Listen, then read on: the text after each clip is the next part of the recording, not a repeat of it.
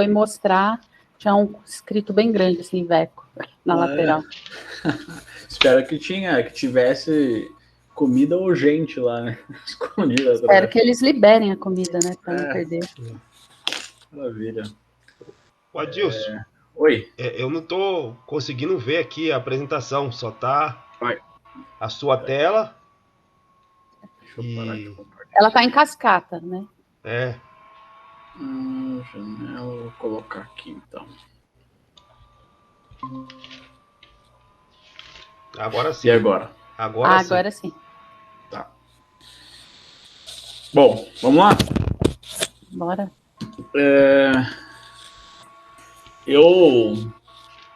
Como eu comentei com vocês, eu coloquei ali há um tempinho no nosso grupo esse material aqui, nessa mini apostila, e ali tem resumido, né, em texto os principais conceitos aqui que a gente vai ver, né? E esses conceitos que a gente vai estudar aqui são os seguintes. Então, a gente vai dedicar aqui alguns slides para definir de forma resumida, né, o que é a PIB. E aqui eu apresento uma definição básica do conceito. Depois a gente faz uma rápida diferenciação entre micro e macroeconomia. Esse ponto aqui, acho que é válido falar também dele, sobre o porquê da necessidade de análise macroeconômica. Depois a gente vê as variantes do PIB, as diferentes métricas de você expressar e calcular a PIB, assim, especificamente a diferença entre o PIB e o Produto Nacional Bruto, porque tem essas diferenças. Depois a diferença entre PIB nominal e PIB real, e PIB potencial e PIB efetivo, né?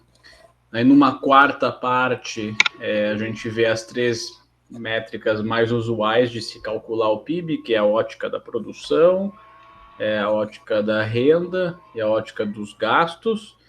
E daí, numa parte final, aí seria a quarta parte, a gente entende por que, aliás, como e por que o PIB ele varia no curto e no médio prazo, né?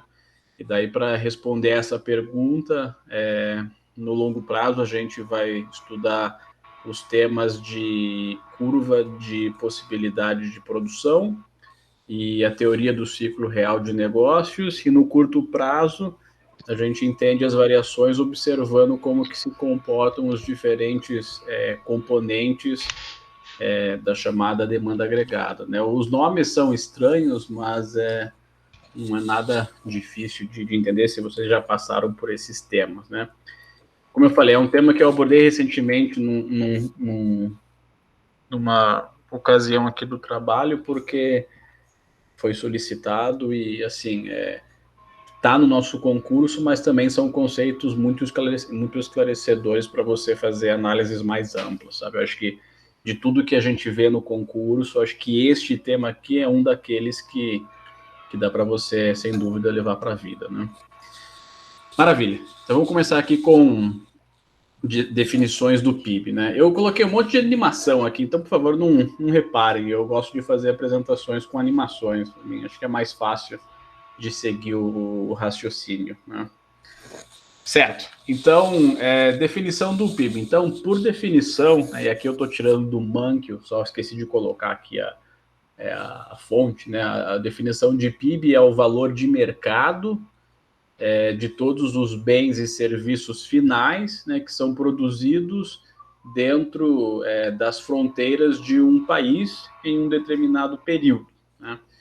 E aqui eu destaco algumas palavras. Então, falando de valor de mercado, você vai ver ele expresso em qualquer moeda, em uma moeda específica, e geralmente é o dólar, né? Mas pode ser expresso em reais, em pesos, enfim, qualquer moeda que seja, né? Bens e serviços finais, e isso é importantíssimo porque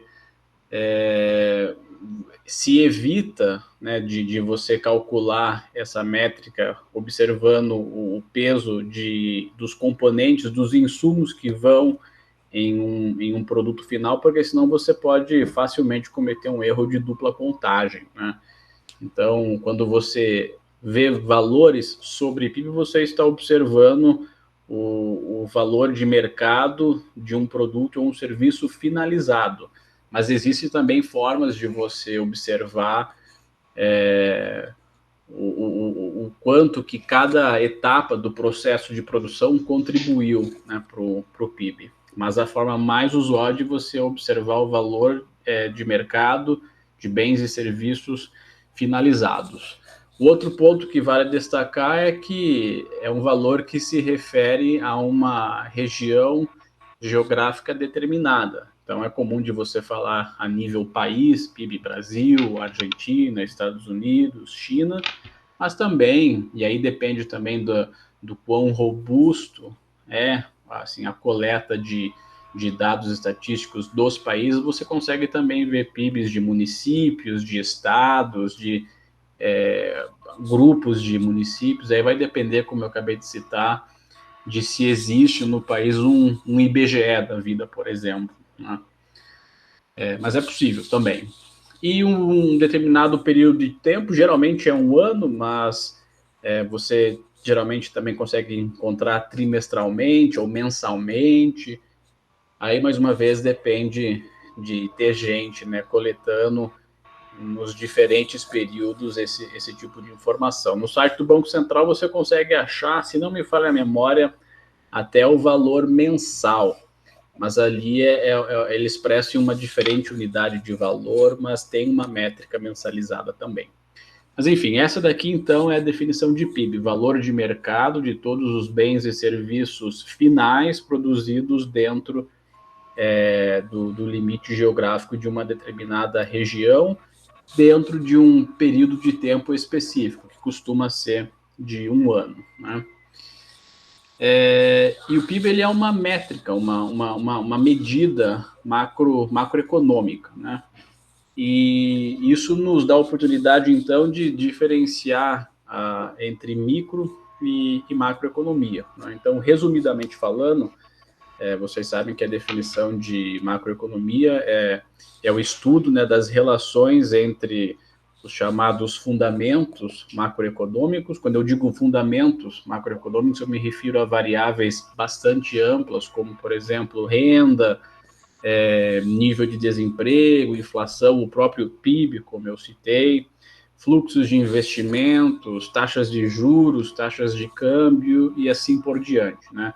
Então, o estudo da macroeconomia, a análise macroeconômica te dá aquela visão do todo, né? do sistema como um todo, né? Por outro lado, quando você fala de microeconomia, você está falando do estudo de como os setores que compõem, né, o todo interagem e reagem ante as mudanças nas variáveis, nos fundamentos macroeconômicos. Então, aqui eu citei como exemplo o setor de veículos comerciais, né, que é onde atua a Iveco. O que acontece com o volume mensal de caminhões vendidos no Brasil inteiro quando o nível de renda no Brasil aumenta ou cai, ou quando os juros sobem ou descem, ou quando o PIB como um todo varia para cima ou para baixo, ou quando taxa de câmbio sobe ou desce. Então, o estudo da microeconomia se ocupa de entender a reação de determinados setores ou empresas e assim por diante ante as mudanças nos fundamentos macroeconômicos. É a parte do todo, né? Esqueci de apertar aqui o botãozinho da animação. Maravilha. Então, resumidamente falando, isso é a diferença entre micro e macro, né? Agora, duas razões que eu acho que explicam bem o motivo, né, o porquê da necessidade de uma análise macroeconômica. Primeiro porque, mais uma vez, isso é o acompanhamento, é a mensuração da produção, né, a produção de bens e serviços e à medida em que você mensura isso, você consegue acompanhar a evolução digamos, da saúde geral da economia ao longo do tempo, né?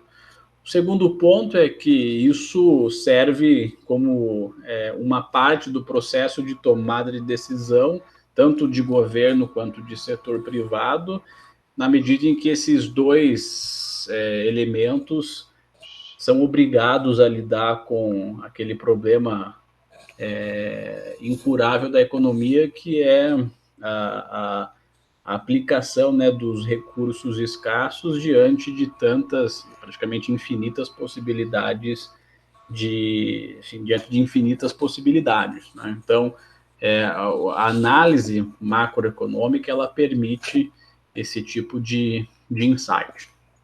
Muito bem, então aqui a gente falou sobre o que é PIB, o que é micro, o que é macroeconomia e por que e como que o estudo desses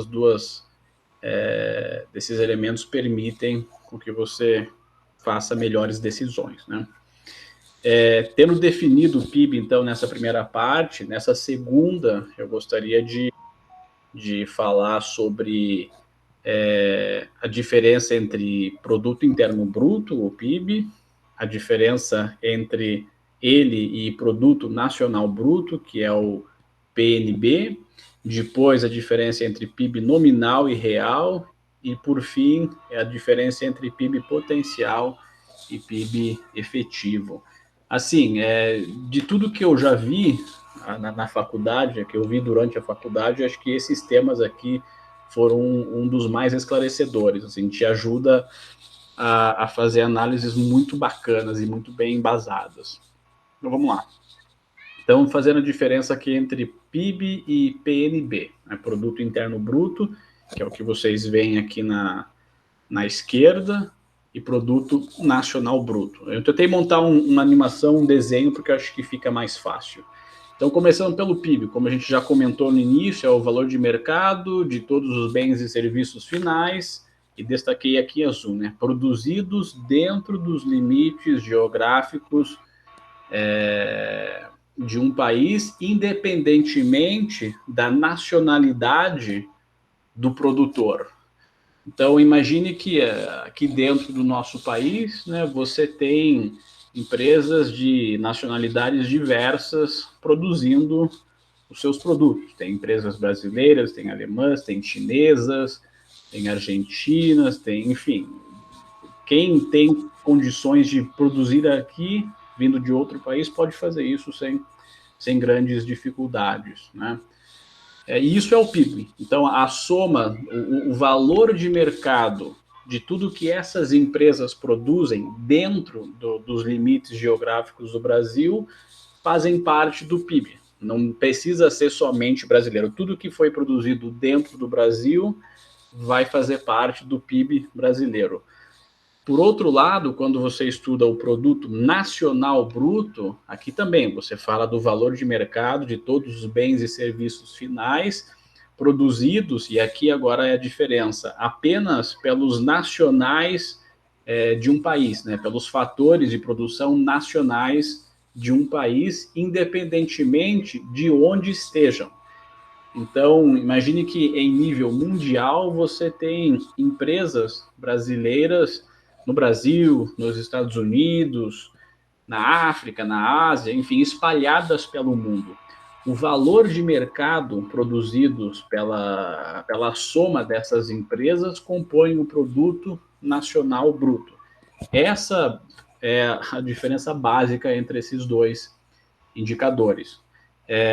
Num nível um pouco mais a fundo de contabilidade, você vê diferenças entre quando que, enfim, se você for transformar isso em uma equação, tem pequenas diferenças que eu acho que vale a pena se aprofundar. Eu não vou me lembrar disso de cabeça, mas acho que eu já até devo ter visto questões de primeira fase tocando nesse tema aqui. Mas a diferença básica é essa, entre PIB e PNB. Né? Adilson, Sim. uma dúvida aqui, que talvez, se eu não fazê-la agora, talvez eu esqueça lá na frente. Com relação, né, à medida dos produtos finais, né? Se pegarmos a cadeia produtiva brasileira, no exemplo dos automóveis, sabemos que a empresa final, a montadora, geralmente é estrangeira, né? Não acho que não tem nenhuma nacional. Mas as outras intermediárias, elas podem ser brasileiras. E aí, como é que se classificaria, né, sendo esse produto, né, saindo de uma empresa que não é nacional, mas só que as suas peças, desde a mineração até a chegada no produtor final, poderia ser Uhum. brasileiro? Eu acho que eu entendi a sua pergunta, Adalberto. Assim, quando você fala do valor final da produção, né, dos lucros principalmente, você atribui, né, o valor final à empresa que esteja localizado dentro do país, independentemente da nacionalidade do fator de produção. Isso falando de PIB.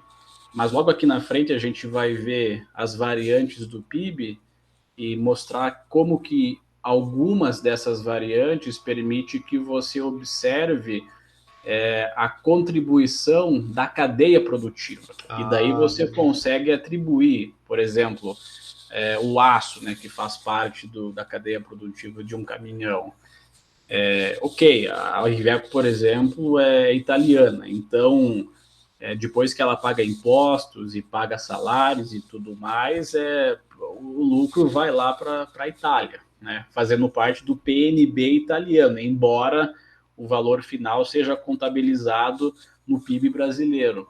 Mas quando você estuda as cadeias produtivas, né, os insumos, aí você consegue detalhar sabendo se esse insumo é brasileiro ou se não é, se é de lá ou se é daqui, e assim por diante. Né? Mas eu não me recordo de ter visto assim nesse nível de profundidade questões no CACD. Né? Pelo menos, não sei se é um indicativo de que não costuma ter ou que talvez passe a ter, porque nunca foi abordado. Mas É. geralmente é assim que se resolve esse problema, tá? Da nacionalidade do fator de produção. Mas a gente vai se aprofundar um pouco mais nisso, acho que nos slides à frente. Certo? Então aquilo foi a diferença entre PIB e PNB. E agora aqui, gente, é uma coisa que assim, eu fico muito empolgado quando eu falo disso. Né? A diferença entre valor nominal e valor real. Isso assim está presente na nossa vida diariamente, né? Eu acho que compreender a diferença entre falar de valores reais e valores nominais esclarece muita coisa, sabe? E você pode também abordar esse tema quando se fala de PIB. Então, por isso que agora aqui a gente vai ver a diferença entre PIB nominal e PIB real. Então, vamos imaginar aqui o seguinte cenário. Né? A gente está no ano de 2010, Brasil, né? E neste ano o Brasil, que só produzia caminhões Iveco, produzia o valor de mercado final, né, desse caminhão aqui terminado era de $1 por caminhão. E neste ano de 2010, a Iveco produziu, o Brasil produziu, né, então, 10 caminhões que vendidos, né, comercializados ao valor final, produziu ali, então, um PIB em 2010 de $10. E daí se passaram ali alguns anos, né, 10 anos, o ano é 2020, por motivos diversos, o preço final do caminhão passou de $1 para $2 e a produção aumentou um pouco também. Ela aumentou de 10 caminhões para 15 caminhões. Então, o PIB em 2020 desse país que só produzia caminhões foi de $30. Né? E aí é onde que você encontra armadilhas jornalísticas, às vezes. Né? Porque, veja bem, se você pode mensurar o PIB tanto em valores nominais quanto em valores reais. Mas o que isso significa? Observe, se você calcula o PIB, né, ou vê o PIB calculado em valores nominais, em português você vai ver isso como preços correntes, e daí você também vai ver ele calculado em preços constantes, ou seja, em valores reais. Vamos ver o que isso significa. Se você mensura o PIB em preços correntes, ou seja, o PIB nominal, e você faz ali a variação percentual entre 2020 contra 2010, você vai ver esse aumento impressionante de 200%. Ou seja, comparando nominalmente o PIB de 2020 em relação ao PIB de 2010, como ele aumentou de 10 em 2010 para 30 em 2020, isso significa que o PIB aumentou 200%. Mas se você observa um pouco mais atentamente, você vai ver que a produção nesse mesmo período aumentou de 10 para 5. Aliás, de 10 para 15, ou seja, 50% de aumento. Enquanto que os preços, ou seja, a inflação observada no período, praticamente dobrou. Passou de $1, né, o preço final, para 2. Assim, os motivos do aumento do preço podem ser diversos, né? Aumento de custo de insumos, motivos diversos. O fato é que, nesse período, os preços passaram de 1 para 2, portanto, 100% de aumento, enquanto que a produção aumentou em uma taxa menor, passou de 10 para 15 caminhões.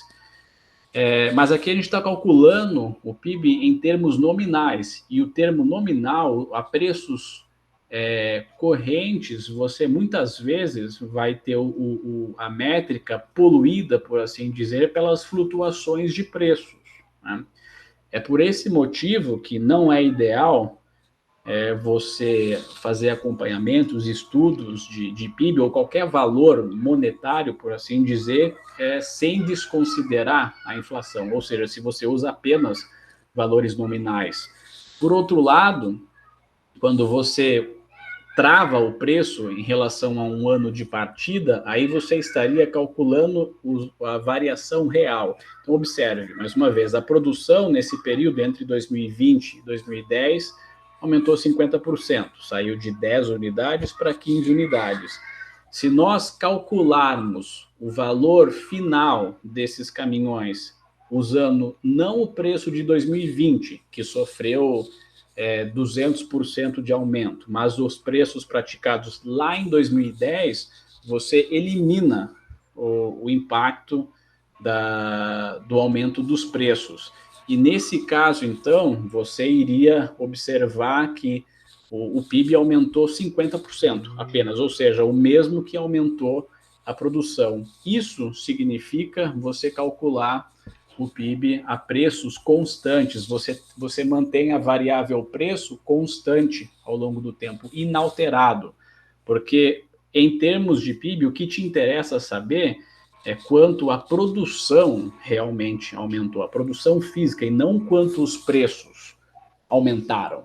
Então, assim, essa é uma noção que é bastante esclarecedora. E nos jornais, geralmente o que se vê é PIB real, né? Ninguém vai colocar ali, vai detalhar isso daí, mas geralmente é PIB real. Todas as projeções que se vê sobre PIB, as análises que se fala sobre PIB, se está subentendido que você está falando de PIB real, ou seja, desconsiderado o efeito da inflação, porque quando você usa valores nominais, você está sujeito a esse problema da inflação. E é um problema tão maior quanto mais descontrolada for a taxa de inflação no país, que é o que a gente vai ver aqui na sequência, né?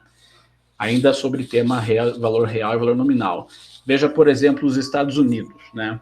O que vocês veem aí é o seguinte, a linha preta aqui no gráfico é o PIB real deles, né? Expressos aqui em valores absolutos, né? Em trilhões de dólares. Desde 2001, desde 2000 até o ano passado. A linha vermelha é o PIB nominal, ou seja, sem considerar o PIB calculado de acordo com os preços do ano específico. Então, esse é o PIB nominal em 2000, esse daqui era o PIB nominal em 2022. Mas a linha preta é o PIB real, ou seja, está desconsiderado o efeito da inflação ao longo do tempo, porque foi fixado o preço em um ano específico e se calculou o valor da produção com base naquele preço fixo no tempo. Em azul, eu coloquei a inflação, né? O IPCA deles aqui está mensurado em número índice. Veja que todas essas curvas apontam para a mesma direção. Agora observe o seguinte, né, nesse outro gráfico aqui. Aqui, para o mesmo período, de 2000 a 2002, a gente está olhando só a inflação dos Estados Unidos. Em azul, né, as barras em azul claro, é essa mesma curva aqui que vocês veem no primeiro gráfico, ou seja, é a inflação dos Estados Unidos em cada um deste ano, em número índice. Veja que naturalmente foi aumentando pouquinho em pouquinho. A linha preta tracejada representa a inflação média anual dos Estados Unidos, que foi de 2,5% ao ano, ao longo desse período, e a linha em azul é a inflação efetivamente ocorrida naquele ano. Ou seja, ela sobe e desce naturalmente em função de diversos fatores. A média dessas variações é 2,5%, mas naturalmente você teve anos como, por exemplo, o pós-Covid, que no mundo inteiro a inflação disparou, por isso que ele está bem acima da média. Por outro lado, você tem anos como, por exemplo, 2008, 2009, que foi o ano crise, que, portanto, a inflação ficou bem abaixo da média. Agora, se você compara, né, o ano de 2022 com o ano 2000, você vai perceber que, na média, nos Estados Unidos, uma cesta básica, né, de bens e serviços custa, em 2022, 70% a mais do que essa mesma cesta de bens e serviços custava no ano 2000. Né? E aqui, deixa eu ver. E veja, essa diferença de 70%, que é bastante, mas embora a gente esteja falando de um período de tempo que é de 22 anos, esse 70% a mais foi causado pelo efeito cumulativo, na média, de uma inflação apenas de 2,5% ao ano, que é pouco, se você parar para pensar. Mais uma vez, tem os picos e os vales, né, as exceções, mas na média, apenas 2,5% de inflação ao ano nos Estados Unidos leva a uma situação em que, no ano de 2022, o americano médio pagou mais ou menos 70% a mais pela mesma quantidade de coisas que o dinheiro dele comprava lá no ano 2000. Apenas 2,5% de inflação ao ano. Agora vejam o Brasil, no mesmo período, as mesmas métricas. Em preto, o PIB nominal, e a gente andando de lado praticamente há muito tempo, né, o famoso voo da galinha. E em vermelho, o PIB nominal. Preto é o valor real e em vermelho o valor nominal. E em azul, o IPCA. Vejam como que IPCA e o PIB nominal andam juntos, né? Os dois sobem praticamente na mesma intensidade. No gráfico do lado, vamos olhar especificamente para a inflação. Então, veja, a inflação média no Brasil nesse período foi de 6,4% entre 2000 e 2022. Naturalmente, tivemos também anos de exceção, né, que ficou muito acima da média ou bastante abaixo, né?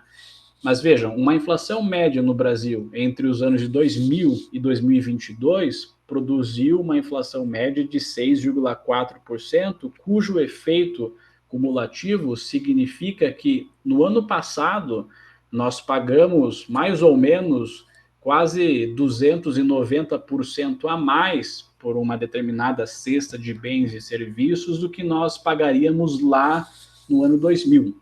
Isso para uma inflação apenas de 6,4%. Vamos ver outros países, né? Aqui eu vou resumir. Na China, pelo mesmo período, né, uma inflação de 2,30% na média no ano torna, em 2022, essa cesta de produtos 63% mais caro. Né? Se a gente comparasse de 2006 a 2022, tenho a impressão que o Brasil estaria melhor do que os Estados Unidos, não? Aí vai depender do recorte, né, que você fizer. Aqui eu peguei, preferi pegar esse período, né? A gente mudar a régua, talvez fique melhor ou pior. Vai depender realmente de quanto foi a inflação em cada um desses países dentro desse período, né? Mas veja, a China, para o mesmo período, teve uma inflação média de 2,30% e o total foi de 63%, né, comparando as duas pontas. No México, que foi de 4,7%, a diferença entre as pontas é de 164%. Na Índia, com 6% ao ano na média, levou uma diferença nas duas pontas de 270%. Na Rússia, que teve aí anualmente pouco mais de 10%, tem uma diferença de 637%, puxado bastante, vejo aqui o efeito da guerra, né, no começo do ano passado. Na Turquia, aqui o negócio foge do controle porque eles tiveram, acho que um terremoto por lá, né, recentemente, e é por isso que o gráfico aqui entre 2020 e para frente ele fica bem estranho. Mas, enfim, aqui a inflação média foi de praticamente 19% ao ano. Então, em 2022, o turco pagou mais de 2.500% numa cesta de produtos em 22, relativamente ao ano 2000, né? Na Argentina, assim, as curvas você quase não vê a linha preta, né? Fica só a inflação e o PIB nominal. Eles tiveram nesse período uma inflação média de 25% ao ano, que gerou uma diferença aí de 14.500%. Se você vai na Venezuela, aí acaba, né? O gráfico fica feio e eu não sei nem ler. Quer dizer, no ano, anualmente, eles tiveram uma inflação média de 1.112%. E nas duas pontas, no intervalo aí de 20 anos, a moeda derreteu, né? O cara pagou ali o quê? 2,1 milhão% a mais. Então, enfim, esses gráficos aqui, eu acho que reforçam, assim, ajudam a entender o porquê que os países colocam tanto empenho em conter a inflação. Não, assim, é difícil dizer qual que é a taxa ideal de inflação anual, mas pelo que eu já li, o número costuma ser abaixo de 5%, né? Tem inflações abaixo de 5% num período de 12 meses, costuma ser uma taxa confortável, que não vai gerar, ao longo do tempo, distorções, porque o que vocês veem na tela são distorções, né? Se nós partimos do princípio que o ideal é o comportamento dos Estados Unidos, você vai analisando os países e percebe que realmente você vai tendo distorções e chega no momento que, assim, a moeda praticamente perde a função básica dela, né, que é unidade de valor. Então é por esse motivo que tem que se fazer a diferença entre PIB real, que desconsidera a inflação, e PIB nominal, que não desconsidera a inflação, tá? Aqui uma outra variante do PIB, né, que aqui a gente então está comparando agora a diferença entre PIB potencial e PIB efetivo, também conceitos muito interessantes. Então, a animação que vocês estão vendo aí na tela é um resumo de um tópico chamado Teoria do Ciclo Real de Negócios. E o gráfico funciona da seguinte forma. Então, você tem aqui no eixo vertical o PIB real, né, expresso em valores reais, e no eixo horizontal o tempo, aqui expresso no longo prazo, para lá de 5 anos, né? Teoricamente, né, o comportamento ideal e esperado do PIB real ao longo do tempo é de uma linha linear e ascendente, né, sem perturbações, como vocês estão vendo aí no gráfico. Então, o que essa linha tracejada, pontilhada, linear, sem perturbações, representa é o chamado PIB efetivo, ou seja, é aquilo que a economia é capaz de produzir dada a sua capacidade produtiva atual. Este é o chamado PIB efetivo, né? Desculpe, PIB potencial, é o potencial de produção do país, né? PIB potencial. No curto prazo, se tem que esse PIB potencial, ele é fixo, ele tem muita dificuldade de ser expandido no curto prazo.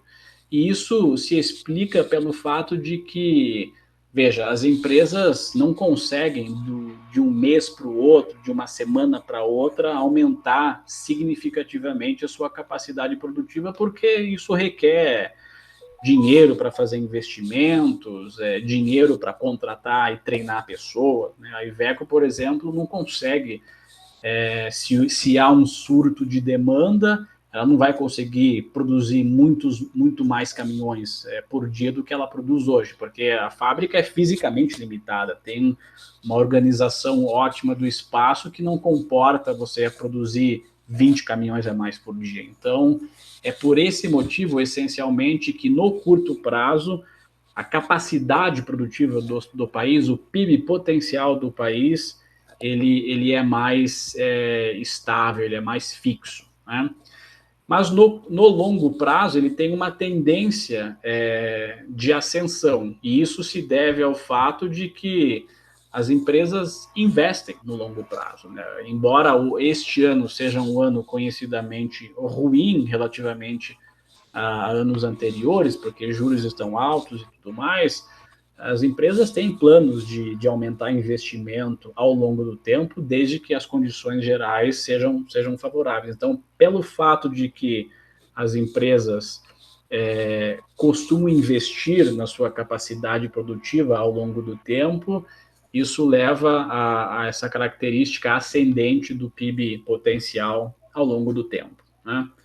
E representa, como eu falei, o funcionamento ideal da economia. Imagine um mundo perfeito em que não se tem dificuldades políticas, em que não se tem guerras pipocando aqui e ali, que geram um efeito dominó que nos afeta. Esse seria o comportamento ideal da economia ao longo do tempo. Mas o que efetivamente ocorre, e aqui são mais observações de curto prazo, é representado aqui no gráfico por essa curva em verde, né? Isso é o que se chama de... Essa curva, aliás, ela representa aquilo que a economia efetivamente produz, dada a sua capacidade produtiva, né? E então é o que a gente chama de PIB efetivo. Então, o gráfico está te mostrando duas curvas. PIB potencial, linha azul, aquilo que eu posso produzir, dado ali a minha capacidade produtiva, e a linha em verde, o PIB efetivo, aquilo que eu efetivamente produzo no curto prazo, em função da minha capacidade produtiva e outros elementos, né? E a curva em verde, vocês observem, ela é pontuada por altos e baixos, né? Que são, por sua vez, determinados por flutuações na chamada demanda agregada, que é um tópico que a gente vai abordar logo ali na sequência, né? Então, essa teoria do ciclo real de negócios, ela pontua pelo menos 4 fases ao longo desse período. Você tem momentos caracterizados por uma desaceleração e contração, né? Ou seja, o PIB ele passa a crescer a taxas menores relativamente aos períodos anteriores e, num momento ainda pior, ele passa a decrescer, né? Imagine que nós tivéssemos crescido 2% no ano 1, 1,5% no ano 2, 1% no ano 3, 0,5% no ano 4, a gente está desacelerando. E daí no ano 5 você cresce negativo 0,5. Aí você passou a contrair, você está decrescendo. Então essa é uma fase do ciclo de negócios, né? Mas como assim sempre existe um fundo do poço, que no fundo ninguém sabe quando é que esse fundo do poço é o chamado vale, né? É o trough aí no gráfico, né? Ou seja, é o momento mais baixo, né, do período de contração, né? Ele é caracterizado principalmente pela uma situação em que a demanda ela está muito abaixo da capacidade de oferta da economia, e é o que se chama também, alternativamente, de hiato deflacionário, né? A empresa tem para produzir, já produziu, tem estoques cheios, mas simplesmente não há demanda para aquilo, né? Depois do vale, você tem um período caracterizado por uma recuperação barra expansão, né? A recuperação é o momento em que você volta no patamar anterior. A partir do momento que você supera o patamar observado anteriormente, você entra então em expansão. Por exemplo, com o Covid, se eu não me engano, o PIB em 2020 caiu quase 3,5%, percentualmente falando, né? E já no ano de 2021, acho que a taxa chegou a quase 5%, né? Falando em termos absolutos, né? Também no ano de 2021, esse crescimento de 5% praticamente já nos colocou em um patamar, em termos absolutos, que era maior do que havia sido o nosso melhor momento lá atrás, no finalzinho de 2014. Eu vou mostrar isso aqui no gráfico na sequência. Então, desaceleração barra contração, o vale, seguido de um período de recuperação barra expansão, e daí o ápice, né, o pico, né, que é o momento mais alto, né? Também ninguém sabe quando é esse momento. Só sabe depois que passa, né, que você vê o negócio caindo. Mas o pico, então, é o momento mais alto. Então, ali você vai geralmente observar uma superaceleração da economia, o chamado também de hiato inflacionário, ou seja, a demanda costuma estar num patamar bastante além do que as empresas conseguem atender, e você costuma observar aí um momento de aumento da inflação, né? Deixa eu tirar esse ponto vermelho aqui e clicar na outra informação. Computador de laser. Certo.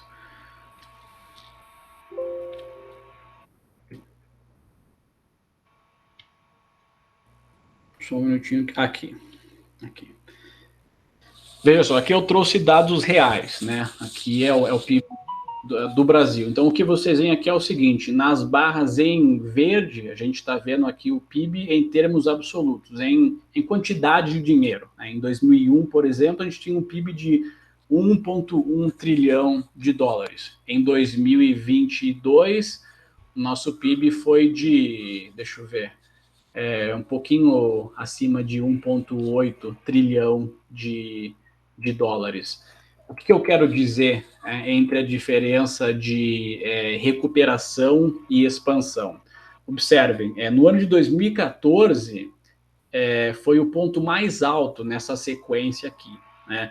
E a partir de 14 nós tivemos o ano de 2015 e 16, que foi aquela crise, né, política. Isso gerou condições adversas, e então o PIB caiu em 2015 3 alguma coisa, e depois mais 3 em 2016. Então, é por esse motivo, né, e aqui a variação percentual você está vendo aqui por essa curva em vermelho, que é a variação percentual, efetivamente. Então, em 2015 e 2016, o PIB aí caiu quase 8%, somando esses 2 anos. Daí, em termos absolutos, vocês observem que ele saiu dessa barra em verde aqui em 2014, para essa daqui em 2015, e depois para essa outra aqui, que foi bastante ruim também em 2016. E daí em 2017 volta a subir um pouquinho, veio o Covid e tudo mais. E daí em Covid caiu, como eu falei, quase 4%, e já em 2021 você tem essa... Como é que sem querer eu toquei aqui no mouse? Em 2021 você já tem essa forte taxa de crescimento que colocou, em termos absolutos, o PIB em 2021 em um patamar que já, aliás, 2022, desculpe, em um patamar que já excedia em alguns bilhões de dólares o PIB que nós tínhamos tido lá em 2014, que nesse período de tempo foi o mais alto. Então, assim, tivemos um vale novamente em 2020, tivemos um período de recuperação em 2021 e entramos agora num período de expansão a partir de 22, porque já superamos o nosso PIB mais alto, que havia sido lá no final de 2014. Então, neste momento, se nós pudéssemos nos situar aqui nessa teoria do ciclo real de negócios, percebam que facilmente vocês chegam à conclusão de que nós estamos, portanto, num pico, né? Nominalmente, em termos absolutos, o nosso PIB hoje, em trilhões de reais, está no seu maior patamar. Não sabemos se ano que vem a gente vai continuar, provavelmente sim, é o que as projeções sugerem, mas se nós tivermos uma crise muito ruim no ano que vem, por qualquer motivo que seja, e o nosso PIB cai novamente, né, em termos absolutos, talvez a gente volte a entrar em num ciclo de contração ou de desaceleração, né? Então, essa teoria aqui, ela é bem esclarecedora porque te permite, né, com algumas observações, com alguns números em mão, escrever ali um texto, argumentar e pontuar em qual período do ciclo econômico o país está. Então, assim, de todas as teorias que existem, eu acho que essa é uma das mais úteis, né, para se explicar a situação do país. Aqui eu trouxe alguns números de países, né? Então, observe, né? Olhando aqui um conjunto de economias em desenvolvimento, economias emergentes. Aqui o período vai desde 91 até 2022. Brasil, Argentina, Bolívia, Chile, Uruguai, Colômbia, né?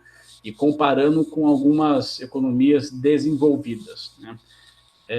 Coloquei China aqui também, acho que é um pouco melhor do que a gente. Que conclusão que a gente pode tirar aqui, né? É por isso que agora eu estou comparando aqui na esquerda as emergentes e na direita as desenvolvidas.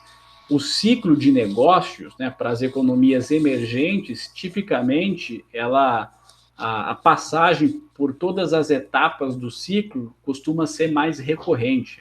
Ou seja, o ciclo é menor, ele é mais curto do que quando você observa o comportamento do ciclo nas economias desenvolvidas, né? Então, isso se deve, entre outros motivos, a fatores internos e externos, aos fatores endógenos e exógenos, mas se nós pudéssemos resumir em poucos elementos, você pode atribuir isso a uma maior volatilidade, muitas vezes política, que é percebida nos países em desenvolvimento, contra uma situação política mais estável, mais previsível nos países desenvolvidos. E a depender do quão adverso ou favorável seja, né, o ambiente político do país, isso naturalmente cria um ambiente de negócios mais ou menos convidativo, né?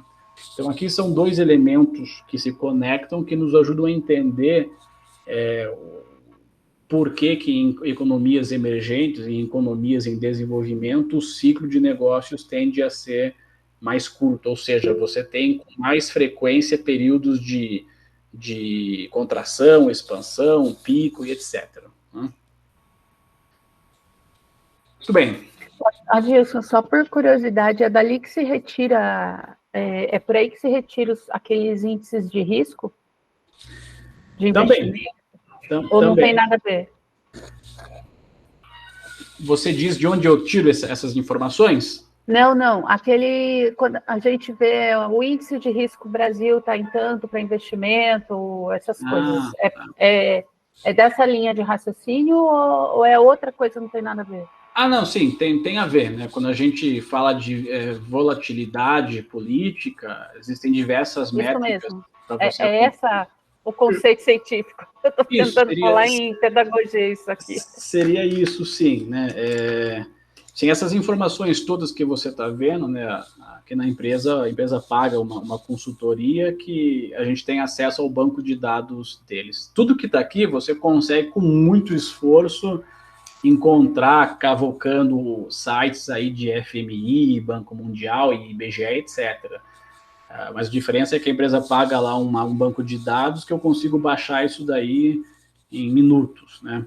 Mas sim, quando se fala de volatilidade política, existem diversos indicadores que você pode usar para ter uma noção numérica, né, de se há uma maior ou menor percepção de risco político no país. Né? Para o Brasil, se você digita lá no site no Google mesmo, se você escreve IPEA Data, aliás, deixa eu tentar mostrar aqui para vocês. Conseguem ver minha tela ainda ou está na apresentação? Na apresentação. Está na apresentação. MP. Deixa eu rapidamente parar aqui e pegar o janela. E agora, vocês conseguem ver minha tela? Positivo. Tá. Sim. Então, aquele tal do Risco Brasil, né? Isso daqui quem calcula é aquele banco, o JP Morgan, mas você encontra essa informação gratuita só para Brasil no site do IPEA Data, né? Bem cru, eles não se importam nem em fazer um gráfico bonitinho, né? O máximo é isso daqui, sem escala boa, mas isso daqui é uma das formas de você acompanhar risco político. Isso aqui é um indicador diário, ele é diário, dias úteis apenas, e você lê ele da seguinte forma: quanto menor o número, isso significa que existe uma menor percepção por parte de investidores de risco político no país, né? Então, eu até tenho em um outro momento aqui. Esse número vai de 0 a 1000? Não, ele não tem limite, né? Mas aqui para o Brasil ele vem oscilando em torno aí de 200, 300, né? Isso daqui é a diferença percentual entre o preço pago pelos títulos públicos no Brasil relativamente ao preço pago pelos títulos públicos do, teoricamente, país mais seguro politicamente, que seria os Estados Unidos. Então, quanto menor o número, significa que menor é a diferença de preço entre os títulos públicos brasileiros e os títulos públicos dos Estados Unidos, né? E isso se deve à percepção de que há um cenário político menos adverso, né? O pegado da Argentina agora deve estar altíssimo, então. Tá super alto, né? A Argentina não, eu uso um outro, mas sim, tá bem mais alto. Então é uma maneira de você acompanhar risco, porque assim, é uma análise bem subjetiva, né? Risco político. Geralmente são essas empresas de classificação de risco, como a Fitch ou a Standard & Poor's, que tem lá um time de especialistas em política e eles chegam lá num número. Conseguem ver a tela da apresentação? Não, está no Não. site. Continua. Então eu não sei porque esse Teams, esse Meet, ele faz desse jeito, mas eu vou parar aqui e voltar para a apresentação. Janela, aqui. Agora acho que vocês já conseguem ver. Apareceu? Apareceu. Certo. Então agora aqui vamos passar para a terceira parte, que é como que o PIB ele é mensurado. E aqui a gente vai aprender as 3 abordagens mais comuns, que são a ótica da produção, a ótica da renda e a ótica dos gastos, né? Então, veja, como eu comentei, o PIB ele pode ser calculado em 3 chamadas óticas, né? 3 óticas diferentes e todas, evidentemente, você deve chegar sempre no mesmo resultado, né? Se chega em resultado diferente, você errou alguma coisa.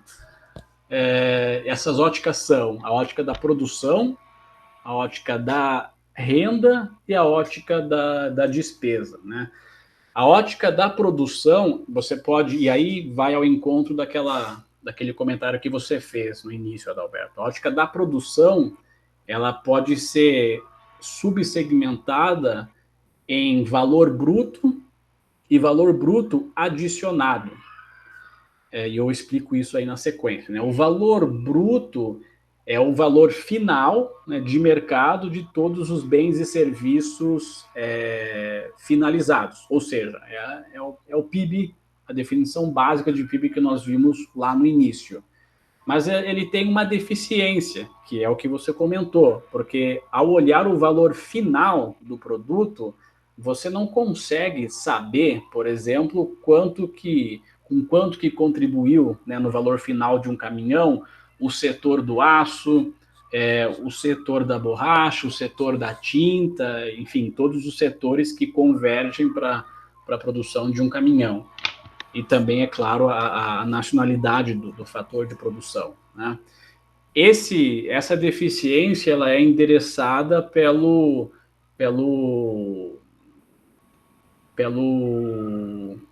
ótica da despesa, só que quando você olha, então, o valor bruto adicionado, que é esse ponto de baixo, né?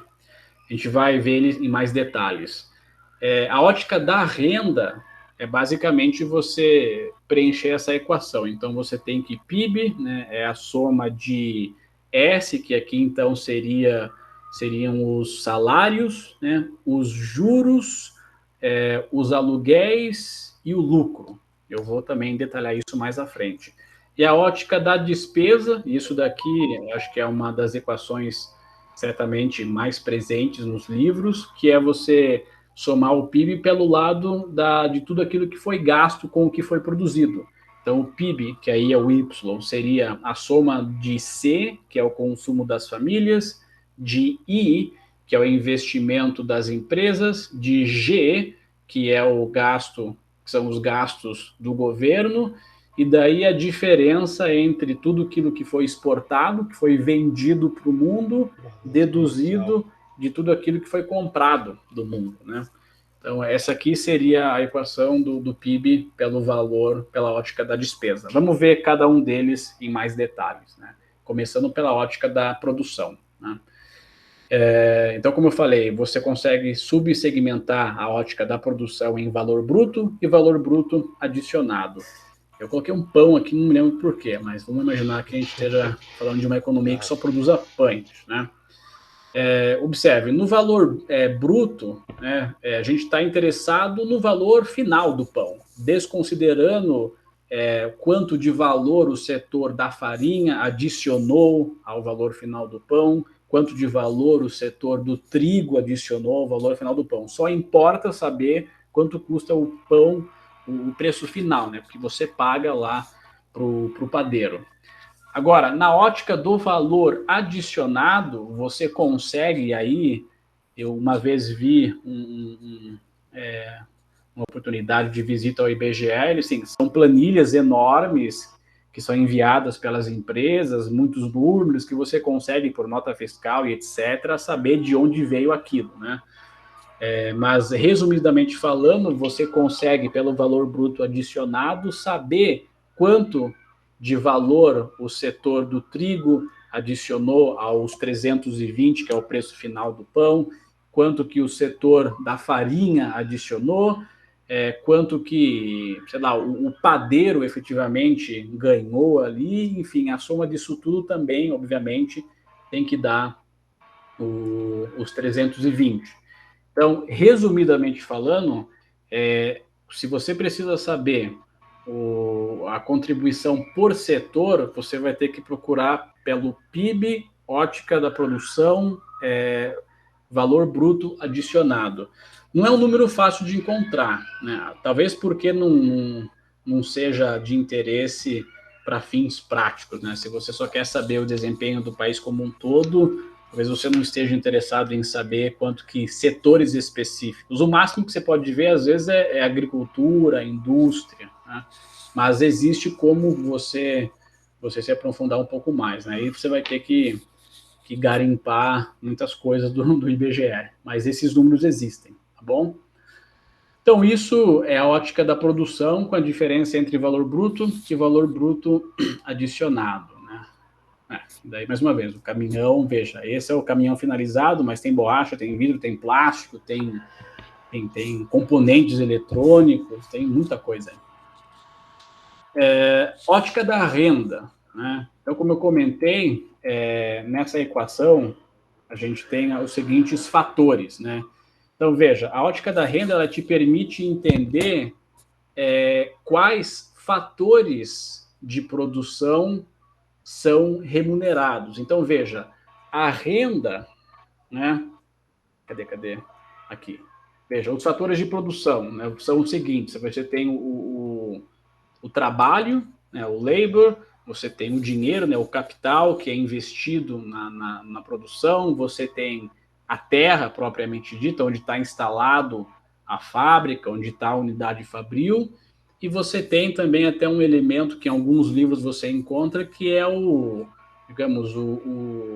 a capacidade empreendedora, né, o empreendedorismo do dono ali do capital, que vai congregar tudo aquilo e transformar tudo isso em bens e serviços, né? E cada uma desses fatores de produção recebe uma remuneração. Então, vocês sabem que salários pagam pelo trabalho, os juros pagam pelo capital aplicado no processo produtivo, e a terra ela é remunerada por meio do aluguel, né? E o todo, né, a capacidade empreendedora, ela vai ser remunerada pelo lucro que aquele empreendedor vai ter com aquilo que ele está fazendo, né? Então, a soma da renda percebida por cada um dos fatores de produção também vai chegar no PIB, né? Se nós olharmos, por exemplo, do pão, você tem a seguinte situação, né?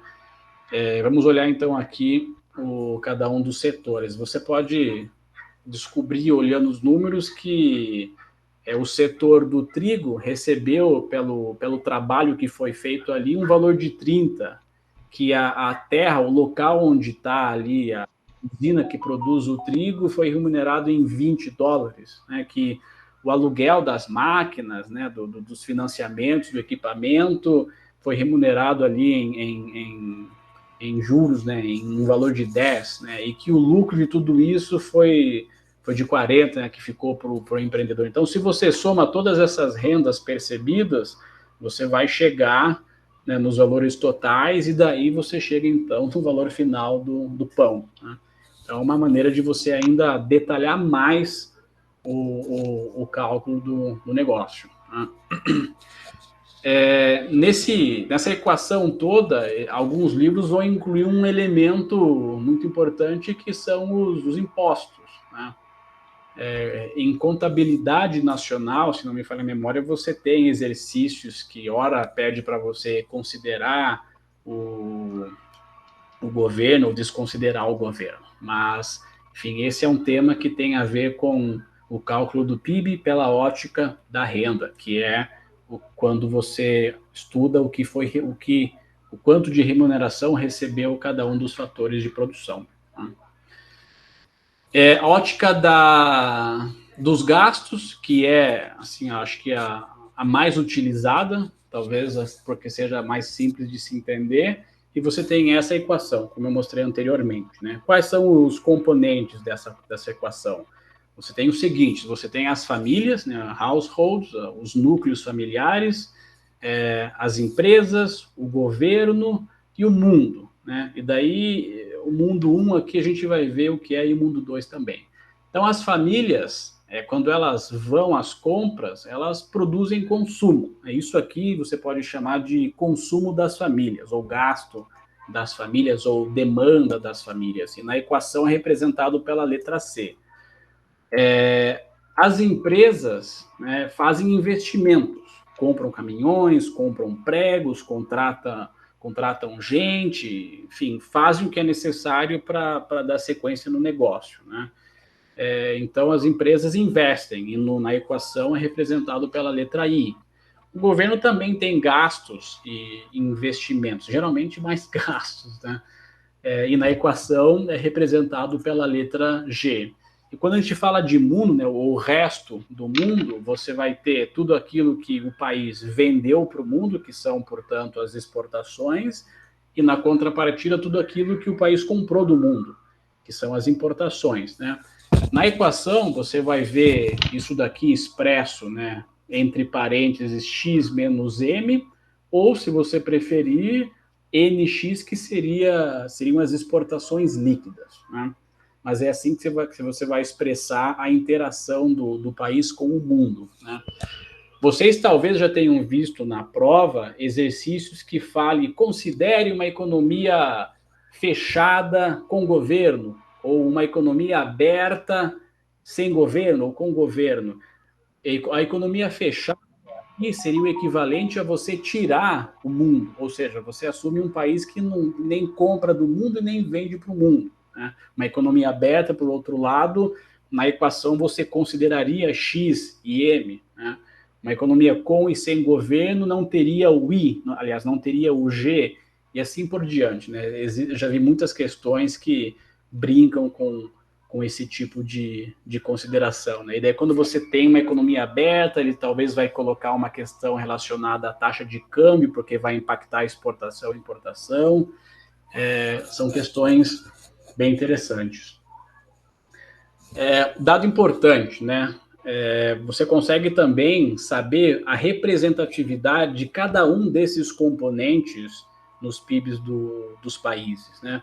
No Brasil, e aqui eu estou pegando dados médios dos últimos 20 anos, observe o tamanho, né, do bolo que representa os gastos das famílias. Então, de um PIB aí na média de quase 2 trilhões de dólares, você tem que praticamente 65% disso é representado por tudo aquilo que as famílias compram, né, diariamente, né?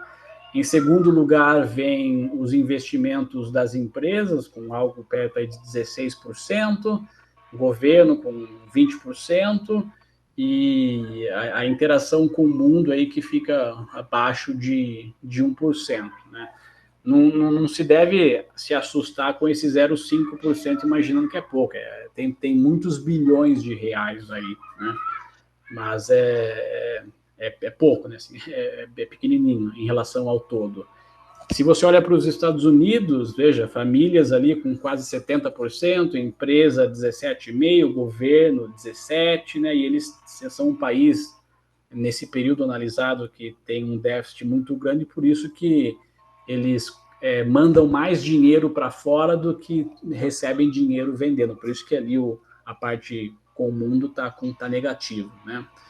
A China, curiosamente, vejam que famílias é menor do que as empresas, né?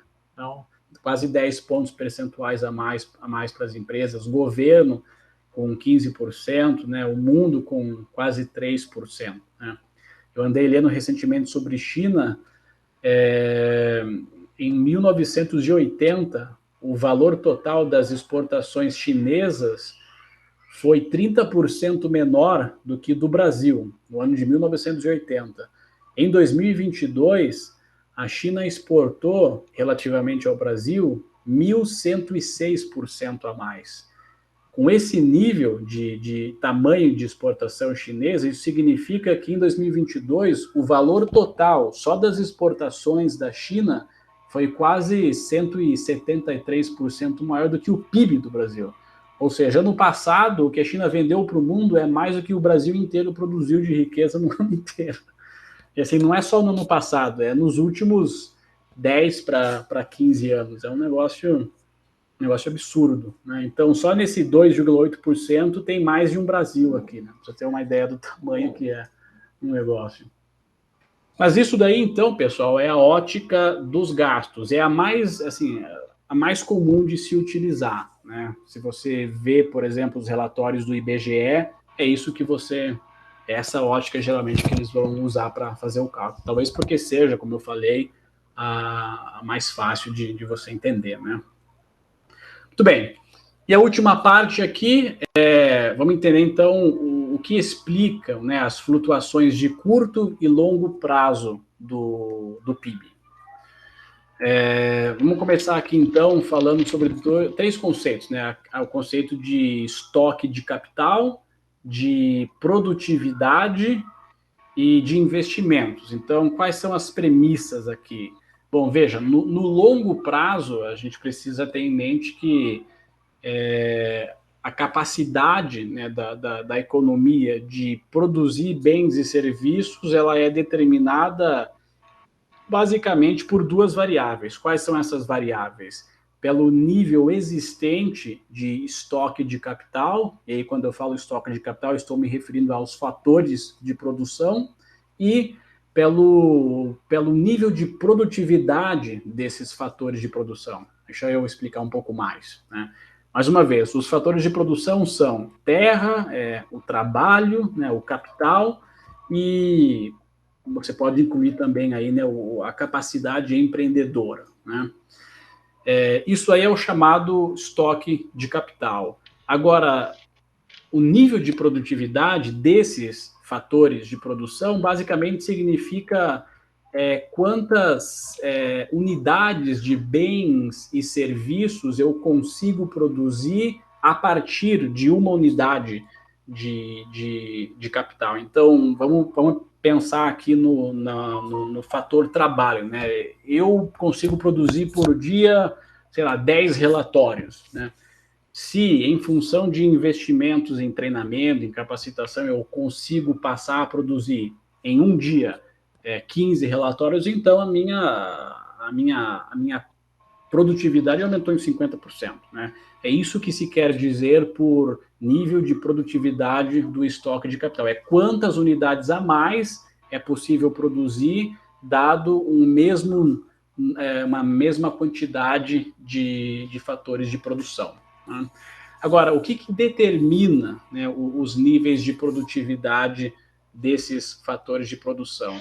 E aqui a resposta é inconfundível, né, que é o chamado investimento produtivo, ou seja, investimentos nas capacidades produtivas daquele estoque de capital, né? Então você tem, resumidamente falando, que mais investimentos produtivos permitem um aumento do estoque de capital, e também pelo fato de que investimentos podem produzir, muitas vezes, avanços tecnológicos que também aumentam produtividade. Pensem, sei lá, no Excel, por exemplo. O Excel é uma coisa tão simples, mas esses gráficos todos aí, se não existisse Excel, como é que a gente ia fazer? Né? Essa apresentação aqui ia acontecer, sei lá, daqui 1, 2 meses, porque ia ter que dar um jeito de fazer manualmente esse negócio, né? Isso tudo vem de investimentos, né? Investimentos, portanto, são muito importantes, mas por que, né, são tão importantes assim? Qual que é o efeito deles? E aqui a gente, para exemplificar, para detalhar a importância, o efeito, né, do que os investimentos têm na economia, a gente vai abordar o conceito de curva das possibilidades de produção e mesclar isso com a teoria do ciclo real de negócios. Então, observe, né, os investimentos produtivos são importantes porque eles permitem uma expansão, né, do PIB potencial. Observe, então, no curto prazo, ou seja, no futuro, a gente sabe que o PIB efetivo, né, aquilo que a economia efetivamente foi capaz de produzir, ela vai ser determinada pelas flutuações ali no PIB potencial, né? Ou seja, então, fatores de produção e produtividade. Vamos ver aqui 2 gráficos que ilustram isso. Então, mais uma vez, aqui na direita, vocês veem o que nós já vimos anteriormente, que é o ciclo real de negócios, e aqui na esquerda, a curva de possibilidades de produção. Eu já vi muitas questões de primeira fase que tocam nesse conceito aqui de curva das possibilidades de produção. Então, observe, imagine a Iveco, né? Numa mesma planta fabril, ela vai tomar a decisão entre produzir um caminhão ou um ônibus. Né? E produzir um caminhão a mais significa produzir um ônibus a menos, porque você vai ter que, muitas vezes, transferir fatores da produção de ônibus para a produção de caminhões e vice-versa, né? Essa linha em preto, essa curva que vocês estão vendo, representam, digamos, a capacidade produtiva da Iveco no agora, no presente, né? Isso é o que ela pode produzir. Ela pode escolher produzir apenas caminhões, e aí seria esse ponto aqui no gráfico. Ela poderia escolher produzir apenas ônibus, e se ela produzir só ônibus, ela vai produzir 0 caminhões. Se ela produz só caminhões, ela produz 0 ônibus. Ou qualquer ponto aqui na curva que significaria um equilíbrio, né? uma proporção entre os dois produtos. Se nós pudéssemos transpor esse ponto aqui no gráfico, na nossa teoria de ciclo real de negócios, ela estaria aqui nesse momento, né? Então, nesse ponto aqui, a gente tem que o PIB efetivo, ele praticamente se iguala à capacidade, ao potencial produtivo do país, né? As curvas se cruzam, né? E aqui é como se a gente tivesse um cenário em que a demanda, né, ela iguala a capacidade de oferta da economia.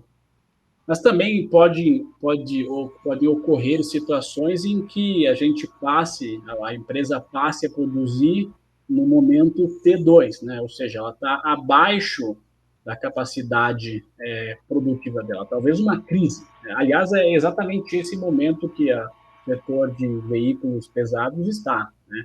Os estoques estão cheios, as concessionárias estão cheias e tem havido muito pouca venda. Aliás, a projeção é que seja quase 30% menor este ano que foi o ano passado. Então, as empresas têm produzido, geralmente, nesse nível aqui, férias coletivas, extensão de benefícios e tudo mais, né? Se nós fôssemos transportar esse ponto 2 para a nossa teoria do ciclo real, seria equivalente a algum momento aqui em que, visivelmente, o PIB efetivo está abaixo da capacidade produtiva, né? Estamos produzindo aquém do que a gente efetivamente tem a capacidade de produzir, né? Aqui seria caracterizada como uma situação em que demanda cai, a oferta também cai com frequência, né? Há um hiato de recessão, né? Ou seja, a economia está num período, a economia ou o setor está num período de crise. Coloquei essa figurinha aqui de dois políticos discutindo porque aqui você começa a entender como que em um momento, quando as coisas vão bem, né, ninguém reclama, né? Mas quando as coisas vão mal, assim, surgem propostas de solução das mais diversas. E no campo de estudo, né, da teoria econômica, você sabe, tem aqueles que são a favor mais de um Estado mais ativo na economia, porque entende que o Estado, por meio de investimentos, consegue encurtar o período de crise. Isso daí é a base do keynesianismo. Por outro lado, né, tem aqueles que entendem que toda e qualquer intervenção do Estado vai apenas piorar a crise ou aumentar o custo de se solucionar a crise, que, portanto, as coisas devem ser deixadas em paz e por si próprio, né, elas vão se autorregular. Então, aqui é campo fértil de debate para esse espectro aí de atuação do Estado na economia, né?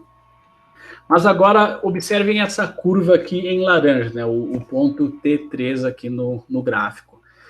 Aqui, no ponto 3, é um momento, é uma situação em que a firma, a empresa, ela vai ter uma capacidade muito pequena de expandir a sua produção para se não for impossível, vai ser muito custoso para a empresa ela expandir tanto o seu nível de produção. Ela não consegue atender uma demanda tão grande. E aqui no ciclo real de negócio seria o equivalente a esse ponto aqui em cima, caracterizado, aliás, por uma situação em que a inflação começa a aumentar de forma preocupante. Ou seja, as empresas estão saturadas de demanda e a capacidade produtiva daquele momento delas quase que não é suficiente para atender a tudo que é demandado. Então, se contratam mais funcionários temporários, se tenta realocar ali, reorganizar a unidade fabril para produzir mais caminhões ou mais ônibus. Enfim, aqui é uma situação em que é mais insustentável no longo prazo e o que se percebe é um aumento mais preocupante do nível de preços, né? Agora, veja, a empresa ela consegue transitar relativamente bem em qualquer nível abaixo da sua capacidade atual de produção, né? Se eu posso produzir 10, eu posso, por qualquer circunstância, produzir 8 ou 7 e voltar a produzir 10, né?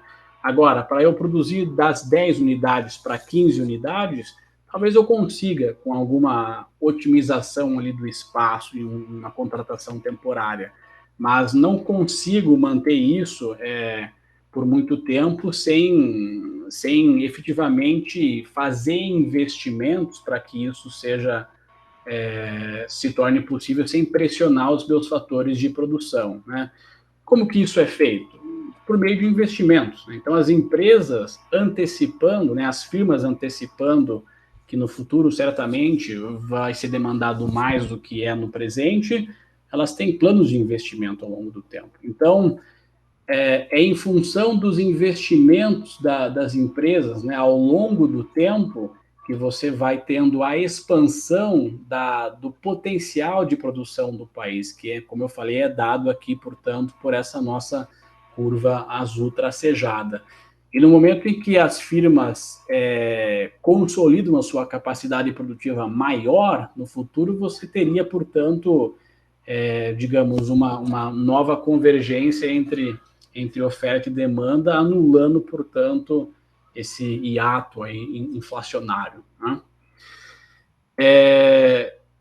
Eu não sei se eu soube explicar bem essa parte aqui, mas assim, a curva da possibilidade de produção, junto com a teoria do ciclo real de negócios, são temas bem elucidativos, sabe? Acho que talvez para um primeiro contato, se é o primeiro contato de vocês, talvez não tenha sido muito claro, mas no material que eu mandei tem alguns textos a mais que eu coloquei ali, e vale a pena se aprofundar no tópico, não só porque cai na prova, mas porque essa noção dessas teorias, elas são bem elucidativas, tá bom?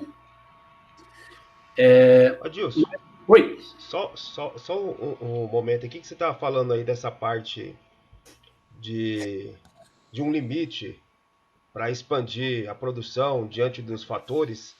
Sim. Eu lembrei da teoria lá do Keynes, da teoria dos rendimentos decrescentes. Está relacionado isso?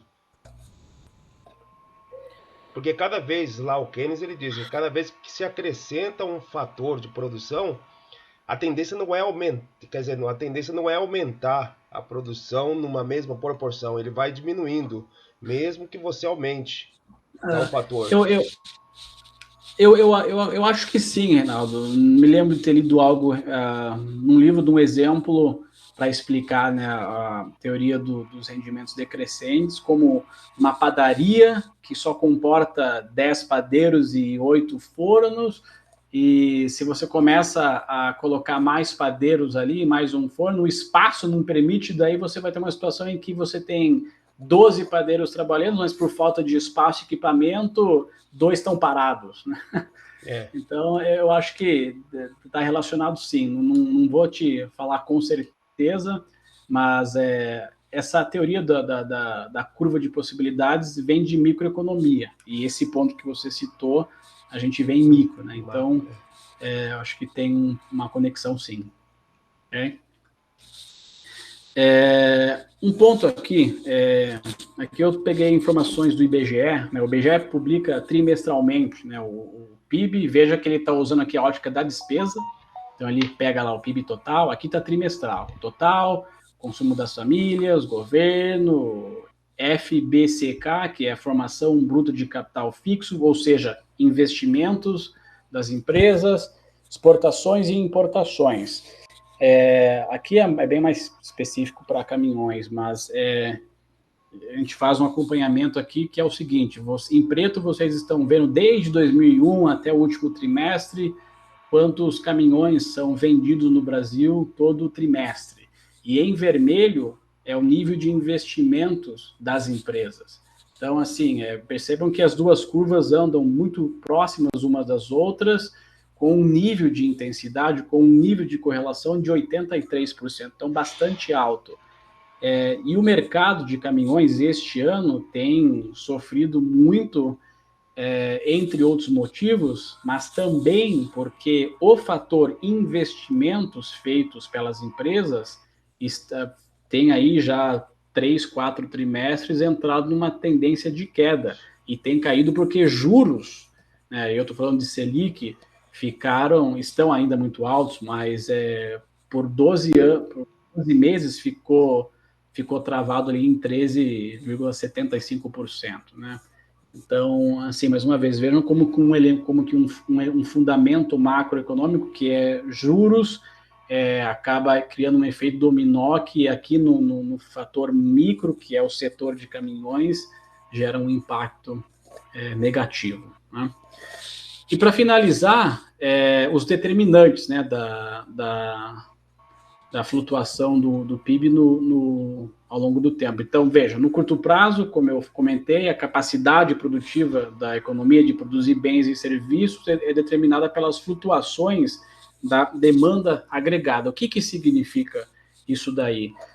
É você falar do PIB pela ótica da despesa. Então, o agregado, a soma desses componentes do PIB é o que se chama de demanda agregada, ou seja, quanto que as famílias gastam, quanto que as empresas investem, quanto que o governo gasta e quanto que o mundo gasta com a gente, né? Então, no curto prazo, né, nesse trimestre, no próximo e assim vai, são as flutuações nesses componentes que nos ajudam a entender por que no primeiro trimestre o PIB foi bom, por que no segundo foi menos bom, por que no terceiro pode ser pior ou melhor. Então, são flutuações em demanda agregada, que é isso que você está vendo na tela, que explica as flutuações de curto prazo no PIB, né? E daí, assim, você começa a olhar alguns fatores que, por sua vez, impactam cada uma desses componentes. Então, por exemplo, para consumo das famílias, certamente, né, alterações no nível de renda das famílias impacta esse elemento positivamente. Se o salário mínimo aumenta em termos reais, certamente as famílias vão consumir mais. E famílias consumindo mais significa que as empresas, por sua vez, vão produzir mais, né? Se desemprego aumenta, significa que as pessoas vão ter menos dinheiro para comprar, e isso afeta as coisas negativamente. Inflação, se ela sobe demais, significa que o dinheiro vai comprar menos coisas, então é um fator negativo. Se crédito é mais abundante, mesmo que eu não tenha dinheiro hoje, eu posso emprestar e comprar. Então, assim, aqui a lista pode ser continuada. Eu só citei alguns fatores que, assim, sem dúvidas, impactam o elemento consumo das famílias. Nas empresas, você pode deduzir que o nível de confiança, né, no país, risco político, tem impacto, né? Juros é importantíssimo para as empresas, porque juros altos podem desestimular investimentos. Vejam, um caminhão como esse que eu te mostrei custa quase 1.200.000, né? Com juros a 13%, numa situação em que as coisas não vão tão bem, talvez o cara conclua que, ao invés de comprar um caminhão, eu vou reformar o meu, eu vou, sei lá, fazer outra coisa, né, do que financiar um caminhão com juros para lá de 13% ao ano, né? Mais uma vez, níveis de instabilidade política são negativos, né? A existência de subsídios, né? Recentemente o governo aprovou uma emenda aí para financiar a compra de caminhões. Então, são elementos que certamente impactam as empresas. No governo, sim, aqui basicamente política fiscal, se ele cobra mais impostos, ele vai ter mais dinheiro, mas também quem paga vai ter menos dinheiro. Ou ele pode cortar impostos, daí ele vai gastar menos, mas as pessoas talvez tenham mais para gastar. próprio, assim, níveis de instabilidade política, se ele toma empréstimos, se ele vende ativos, né, se vende portos, concessões, enfim, também diversos elementos que impactam a capacidade do governo de investir e de gastar. E no mundo, assim, coisas diversas, né? Taxa de câmbio, corta para os dois lados, né? Depende do setor e do nível do preço, níveis de atividade externa, né? Pontos, né? Assim, elementos de geopolítica, essa crise agora lá em Israel, com países que são grandes produtores de petróleo, enfim, são todos elementos que afetam o componente mundo, né? Então, mais uma vez, as flutuações de curto prazo do PIB são, em sua grande maioria, explicadas por variações pelo que acontece com cada um desses elementos da demanda agregada. Consumo das famílias, investimento das empresas, gastos do governo e a nossa relação com o mundo. E cada um desses componentes, eu listei aqui pouquíssimos fatores, mas, enfim, é bem infindável a lista de fatores que você pode estudar aqui. É claro, verdade, né? E aqui você pode até dar um passo além e estudar política econômica, e como o governo vai se organizar para atingir seus objetivos. Aí você fala de política fiscal, que tem a ver com gastos do governo, política monetária, que tem a ver com juros e etc., política de rendas, política comercial, política externa. Aqui é um momento que você consegue realmente fazer vários links, né? Pessoal, eu acho que é isso. Acho que a Andrea precisou sair, ela até avisou aí rapidamente que ela tinha uma outra reunião. Ah, tá. Né? Mas ela saiu faltando pouquíssimos minutos para o término, não perdeu muito não. Assim, agradecer mesmo, porque muitos buracos que eu tinha nessa área, eu acho que eu consegui supri-los, né, com a sua apresentação, com sua aula. E maravilha, né, principalmente ali a diferença do nominal com o de paridade. Exato. Né? E agora até notei uma coisa aqui, né? Quando você também me escapou por ter perguntado na hora, quando você falou lá que chega um momento em que os investimentos, que a demanda está muito alta, mas as empresas não conseguem ter uma expansão maior, já chegaram ao máximo dos seus fatores de produção. É nesse momento, então, que, por exemplo, o Banco Central eleva a taxa de juros, né, na chamada inflação de demanda? Sim, teoricamente sim, porque a gente está falando de política monetária, né?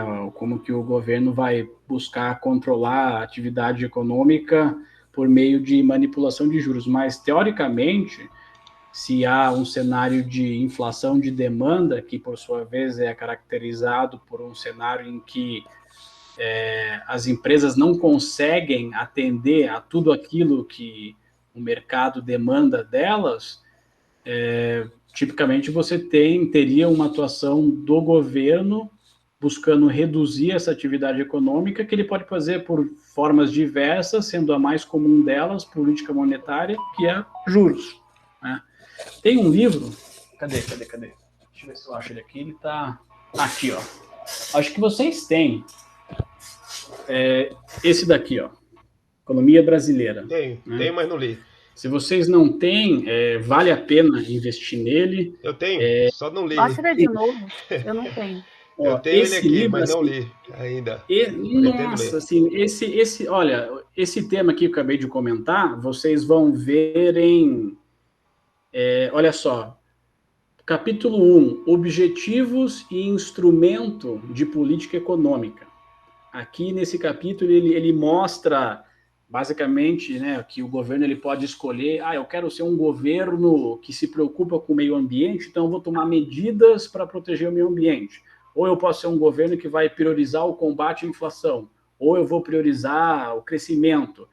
Neste capítulo, ele lista quais costumam ser, assim, frequentemente os objetivos, mas ele mostra como que esses objetivos são quase sempre contraditórios.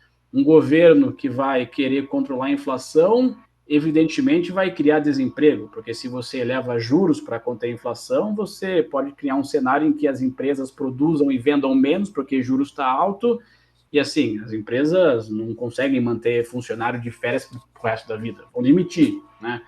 Se o governo ele quer manter uma política assim, ambiental mais amigável, talvez ele vai ter que, enfim, tomar medidas que vão de encontro a agronegócio. Enfim, esse capítulo é muito bom para você perceber essa às vezes, contrariedade que você tem aí em discurso, eu vou baixar a inflação e aumentar emprego, assim, são coisas que, teoricamente,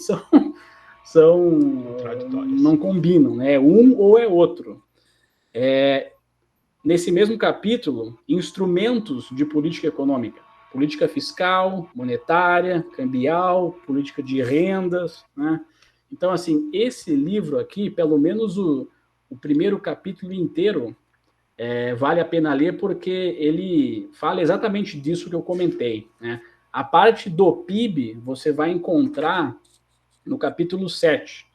Capítulo 7, Produto Interno Bruto, né? Óticas da produção, outros conceitos, né? PIB nominal, PIB real, Produto Nacional Bruto, enfim, o que eu comentei tá tudo aí, né? E nessa mini apostila que eu mandei, eu resumi muitos textos deste livro, então, caso vocês estejam com um tempo curto, talvez vocês possam dar uma olhada na apostilinha, e ali eu tentei resumir mais a história, né? Ótimo. Basicamente é isso, pessoal. Eu tinha lido Adilson Manquil e tinha entendido muita explicação de feira mesmo, muito mal e porcamente todo o assunto. Uhum. E consegui identificar várias coisas na sua abordagem hoje de forma bem didática. Eu gostei bastante, acho que agora eu posso voltar, fazer a releitura dele, entendendo melhor esse contexto. Obrigada, foi realmente muito boa. Eu não me lembro exatamente em quais pontos do edital a gente abordou aqui, mas a gente usou muitos conceitos de macro, né? Então, acho que nesse momento o aprofundamento por meio deste livro aqui, acho que é bastante bom, né? Seria ajuda a tapar aqui algumas lacunas. Mas é isso, pessoal. Deu até sede em mim agora. Foi muito boa, excelente, excelente mesmo. Maravilha. E agradeço. Imagina. Quando que é a nossa próxima sessão? Não marcamos. E daí, quando que é aquela? A gente tem que marcar, né? A próxima que a gente vai apresentar as a gente não marcou mais nada a partir daqui, nem do grupo de estudos de atualidades, nem de aulas. Uhum. Eu acho que o de atualidades a gente tinha falado de fazer mensal, né? Não foi o contrário? De atualidades quinzenal e mensal aula? É o contrário? Ah, tá. Eu acredito que sim. Não me lembro. Até para não perder muita coisa. Uhum. Bom, a gente poderia então, né, acertar o nosso próximo encontro quinzenal, que ele fica bem agora, né, para o final do mês, ou na primeira semana de novembro, já que tem aí mais 15 Primeira dias. semana eu não consigo. Eu vou estar no concurso da USP. Ah, tá. Peraí. Primeira semana... Deixa eu só ver. Eu vou estar... na semana de 6 que eu vou estar para lá. Uhum. Então, o feriado de novembro eu estou aqui. Não sei como é que vocês estão. Que seria a última de outubro. Eu, assim, as quintas continuam sendo, para mim, os melhores dias, né? Então, eu já tenho algum material acumulado, né? Tem muita coisa rolando esses dias aí, o Aldaberto até colocou no grupo, né? muito pano para manga, mas o dia que vocês quiserem estipular aí, eu tô disponível. Eu consigo, a princípio, nesse final do mês, início do mês, mas o feriado para nós aqui da polícia é complicado, né? Porque geralmente rola supervisão no batalhão, e aí eles podem me colocar dias antes, né? Uhum. Certo. Mas assim, que dia que seria? Tem uma noção? Aí a gente teria dia 26 de outubro Uhum. e depois só pularia para 23 de novembro, para manter as quintas. Tem 16 de novembro também, mas ele é pós um feriado do dia 15. E assim, Eu posso para mim. 26 de outubro. 26 seria a próxima quinta, né? Eu posso participar. Aí eu não conseguiria, porque nesse dia eu vou estar voltando de viagem eu vou estar em viagem, eu acho que não vou conseguir conectar.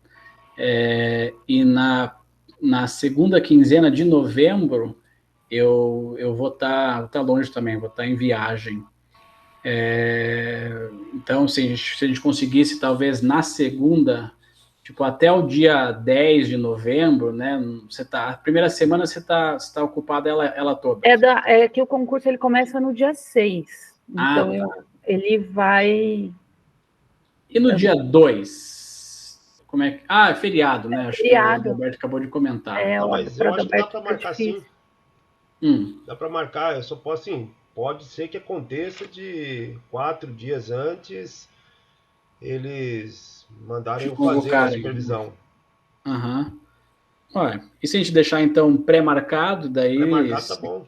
Caso surgir aí a sua convocação, você avisa a gente. Sim. E aí seria de atualidades? De TI? Eu acho que seria bom, né? A gente já bom, fez faz tempo que a gente não fala sobre isso. É, né? Verdade. E eu tô devendo China, que já estava pronto, aí a gente pulou e fui para o Oriente Médio, fui dar uma volta lá embaixo. Que as circunstâncias. E eu estou com o material da China montado também. Maravilha, maravilha. Tá bom. Acho que... Dia 2, então, né? Tá. Dia 2. Às 18h30? Isso. Beleza.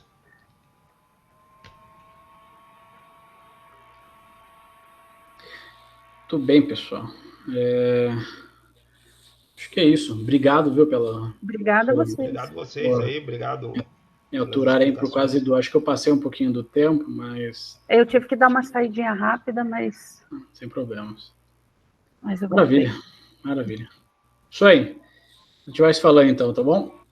Obrigada. Parabéns, parabéns mesmo. Imagina. Obrigado, pessoal. Até mais. Obrigado aí.